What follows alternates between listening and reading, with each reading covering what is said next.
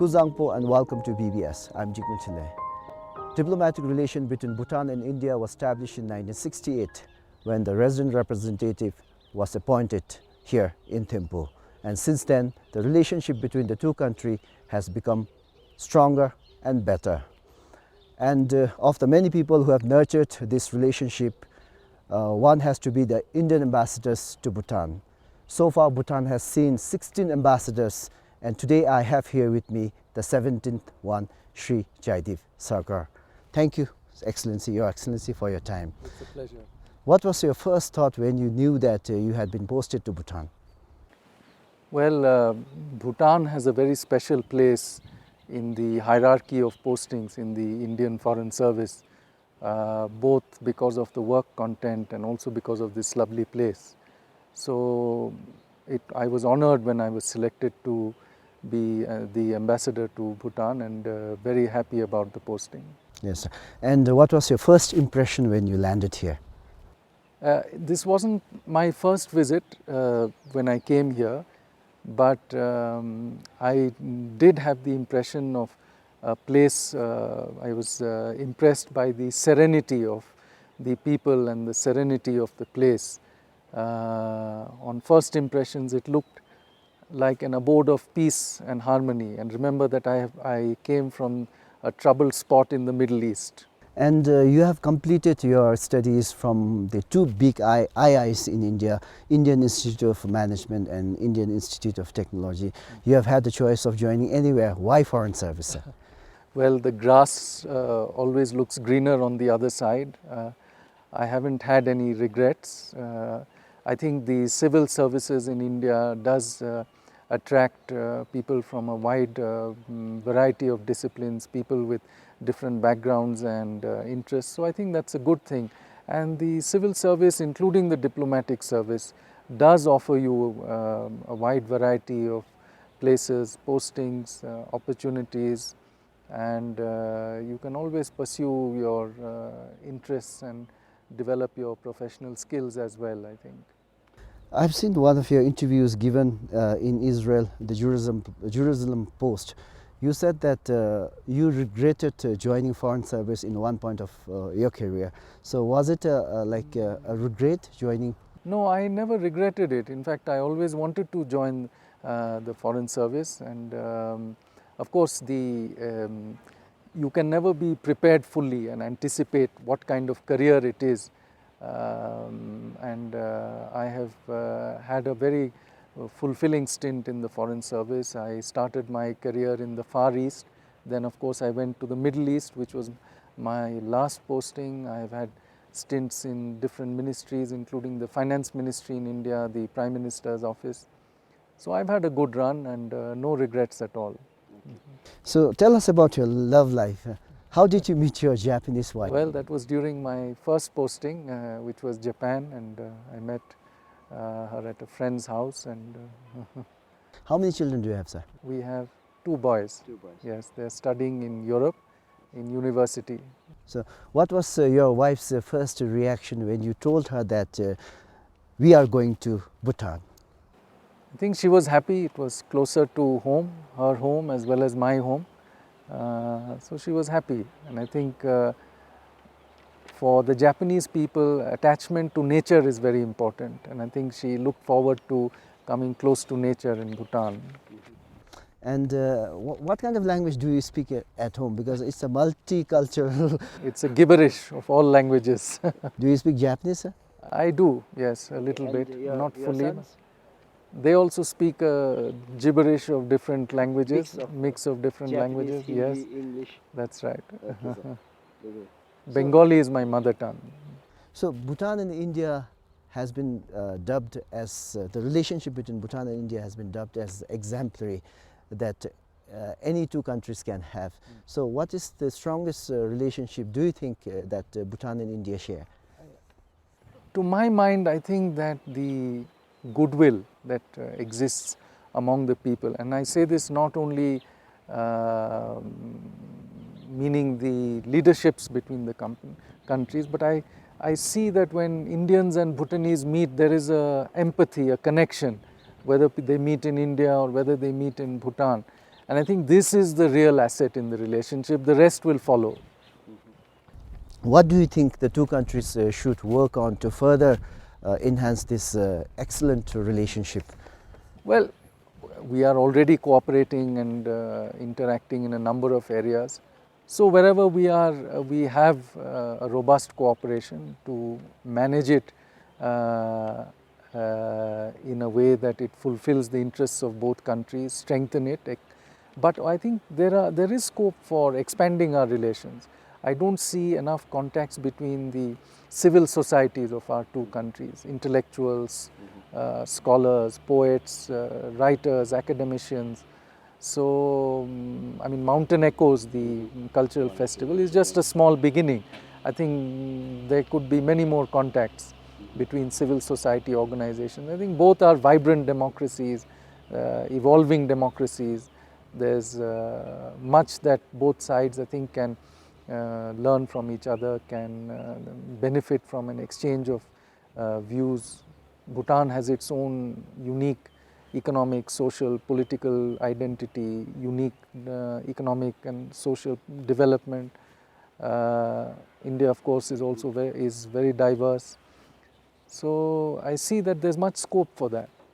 On the economic side, I do see, I did visit the tech park some weeks back, and I think that, yes, the Thimphu Tech Park, and I do see a lot of scope for growth in services trade between India and Bhutan in the area of IT. And some weeks back, we held a seminar on commercial opportunities between our two countries, and I did mention that there is a possibility of we should work to make Bhutan an IT destination. So I do see this is a area of untapped potential and where we should work more. How about the regional tourism? Because recently we have had a seminar on Bhutan and Northeast where like people can exchange, or like it's a tourism kind of thing. So is there a big opportunities for like the regional tourism between Bhutan and India? Yes, one of the areas that we did discuss at this group which came from the Northeast was package tours or high value package tours which could involve Northeast India and Bhutan. I think currently a lot of the package tours are based on the flights that are there, are Nepal and Bhutan. But certainly I think there are many places in Northeast India where one can link high value tourism. And this is one of the areas which the people from which the two sides had discussions on. You have been here for only a couple of months. Yes. So did you get a chance to travel outside Thimphu? Not as much as I want to, but we've been a little around. Of course, we enjoy hiking, and Bhutan is a hiker's paradise. So we do plan to go both officially and on pleasure trips, much more to the east, to the north, to the south. Is your wife also keen on traveling outside Thimphu? Yes, she is. Okay. So like your wife is a Japanese, so did she get, because we have a lot of Japanese community living here, even the office, the JICA office. So did she get to mingle with other Japanese? A few, I think, yes. She has met a few of the Japanese residents here. So coming back to this official question, what will be your priorities in Bhutan, sir? Well, in terms of the bilateral cooperation, essentially to support the development priorities of the government of Bhutan. But in a larger context, in a larger sense, I would like our bilateral cooperation to spread its wings in a sense and increase the number of people who benefit from India-Bhutan cooperation. I think more and more we should involve the common people of Bhutan who should feel a stake and the benefits of good ties between India and Bhutan. So I think that will be one of the challenges that we will face in the years ahead. And this, in fact, if we can involve the common people, particularly in Bhutan, but also in India, developing stakes in our relationship, whether they are farmers, whether they are small traders, whether they are businessmen and so many others. This will provide the real bedrock for a sound and sustainable relationship between our two countries.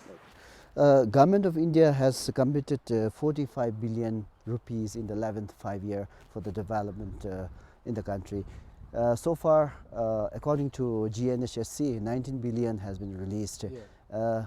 So do you think we have about half a time left? So do you think the government of India will release the rest of the committed amount in time to carry out the development? I think so. I think by and large the projects are going satisfactorily. We are in constant touch with government authorities in Bhutan. Our embassy we monitor closely these projects, and we have a very good relationship with the Gross National Happiness Commission. And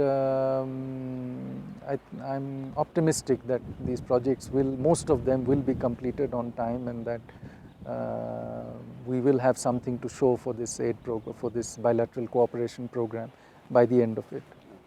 Bhutan has seen rupee crisis, rupee crunch in recent years, since you have economic and finance background in context of developing countries.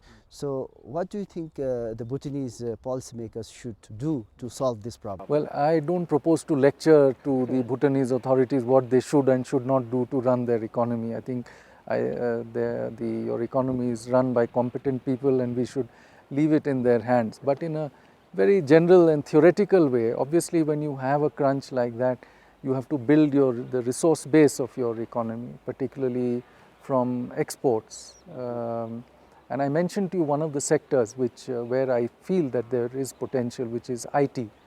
But there can be many other sectors, and I think the economic planners and managers of Bhutan are looking into these issues. Bhutan has invested a lot of money in hydropower sector. Yeah. So some of the critics say that the Bhutanese are putting all the eggs in one basket without diversifying the economy.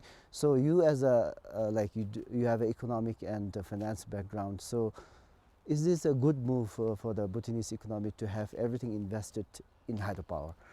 Well, I'm not sure that everything is invested in hydropower. I think Bhutan, like all other economies, you have to walk on many legs. I don't think that the government of Bhutan wishes to depend entirely on hydropower. Certainly you have a resource which is a clean resource, and your projects are run-of-the-river projects, not reservoir projects, so the environmental damage is a minimum. But I think the government is promoting other areas of economic activity, whether it is in agriculture or in other services, and you can see that from the Thimphu city is booming. So there is business which is taking place.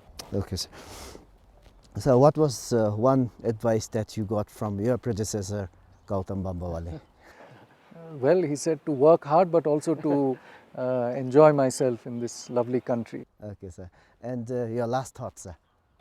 Well, very pleased to be in Bhutan, and look forward to a very fruitful and interesting stay, as I said, both in the office as well as outside of it. And I look forward to meeting more and more Bhutanese from different walks of life, to build friendships with them. Bhutan is so close to India. These are friendships that I can carry for the rest of my life, and I find Bhutanese people to be very warm, very articulate in their opinions.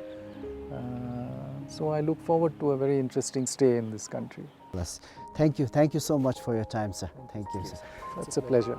Well, that was the 17th ambassador, Indian ambassador to Bhutan. Thank you very much for watching us. Good night.